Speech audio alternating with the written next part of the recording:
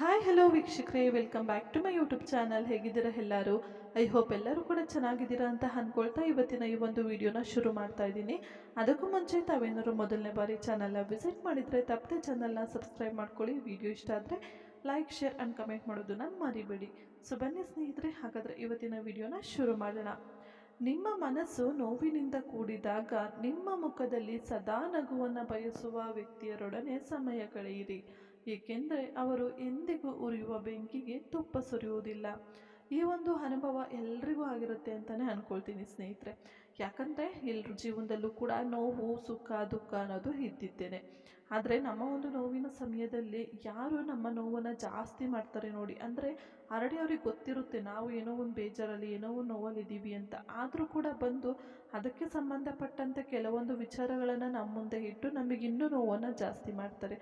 So ಅಂಥವ್ರ ಹತ್ರ ನೀವಿದ್ದಾಗ ನಿಮ್ಮ ನೋವು ಇನ್ನೂ ಜಾಸ್ತಿ ಆಗುತ್ತೆ ಹೊರತು ನಿಮ್ಮ ಮನಸ್ಸಿಗೆ ಬೇಕಾದಂತಹ ಸಮಾಧಾನ ಖಂಡಿತ ಸಿಗಲ್ಲ.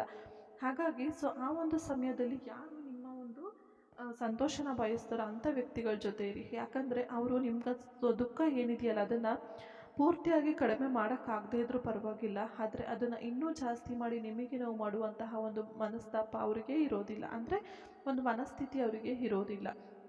ಆದಷ್ಟು ನಿಮ್ಮ ನೋವನ್ನು ಹೇಗೆ ದೂರ ಮಾಡಬಹುದು, ನೀವು ಅದನ್ನು ಮರೆತು ಖುಷಿಯಾಗಿರೋ ಥರ ಹೇಗೆ ಮಾಡ್ಬೋದು ಅನ್ನೋದನ್ನು ಅವ್ರು ಆಲೋಚನೆ ಮಾಡ್ತಾರೆ ಹೊರತು ನಿಮ್ಮ ನೋವನ್ನು ಹೇಗೆ ಜಾಸ್ತಿ ಮಾಡ್ಬೋದು ಅಂತ ಅವ್ರು ಖಂಡಿತವಾಗ್ಲೂ ಯೋಚನೆ ಮಾಡೋದಿಲ್ಲ.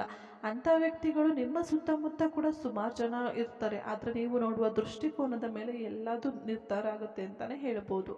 ಯಾಕಂದರೆ ಕೆಲವೊಮ್ಮೆ ನಮ್ಮ ದುಃಖನ ಯಾರು ಕಡಿಮೆ ಮಾಡೋಕ್ಕೆ ಬರ್ತಾರಲ್ವ ಅವ್ರನ್ನ ನಾವು ಶತ್ರುಗಳ ಥರ ನೋಡ್ತೀವಿ. ಇನ್ನು ಯಾರು ನಮ್ಮ ದುಃಖನ ಜಾಸ್ತಿ ಮಾಡ್ತಾರೆ ಅವ್ರನ್ನ ಸ್ನೇಹಿತರ ಥರ ನೋಡ್ತೀವಿ.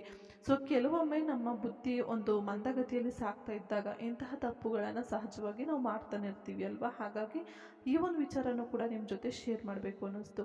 ಹಾಗಾಗಿ ಅಂಥ ಒಂದು ದುಃಖದ ಸಮಯದಲ್ಲಿ ನಮಗೆ ಪ್ರಾಪರಾಗಿ ಒಂದು ನಿರ್ಧಾರ ಮಾಡೋಕ್ಕೂ ಕೂಡ ಬರ್ತಾ ಇರೋದಿಲ್ಲ. ನಮ್ಮ ಶತ್ರುಗಳು ಯಾರು, ನಮ್ಮ ಹಿತೈಷಿಗಳು ಯಾರು, ಯಾವುದೂ ಕೂಡ ನಮ್ಮ ಬುದ್ಧಿಗೆ ಉಳಿತಾ ಇರೋದಿಲ್ಲ. ಅಷ್ಟು ನಮ್ಮ ಬುದ್ಧಿ ಅನ್ನೋದು ಬ್ಲಾಕ್ ಆಗಿಬಿಟ್ಟಿರುತ್ತೆ. ಹಾಗಾಗಿ ಹೇಳ್ತಾ ಇದ್ದೀನಿ ಸ್ನೇಹಿತರೆ. ಸೊ ನೀವು ಕೂಡ ಅಷ್ಟೇ, ಯಾರಾದರೂ ನೋವಲ್ಲಿದ್ದಾರೆ ಅಂದಾಗ ಅವ್ರ ನೋವನ್ನು ಜಾಸ್ತಿ ಮಾಡೋಕ್ಕೆ ಹೋಗಬೇಡಿ. ಸೊ ನಿಮ್ಮ ಕೈಲಿ ಆಯಿತಾ ಅವ್ರ ನೋವನ್ನ ಸಮಾಧಾನ ಮಾಡೋಕ್ಕೆ, ಅಂದರೆ ಕಡಿಮೆ ಮಾಡೋಕ್ಕಾಗುತ್ತಾ ಮಾಡಿ, ಇಲ್ವಾ ಬಿಟ್ಬಿಡಿ. ಸೊ ಅದನ್ನು ಬಿಟ್ಟು ಬೇಕಂತಲೇ ಹೇಳಿ ಅದನ್ನು ಜಾಸ್ತಿ ಮಾಡ್ಕೊಂಡು ಹೋಗೋದ್ರಲ್ಲಿ ಖಂಡಿತ ಯಾವುದೇ ಅರ್ಥ ಇಲ್ಲ ಸ್ನೇಹಿತರೆ, ಓಕೆನಾ.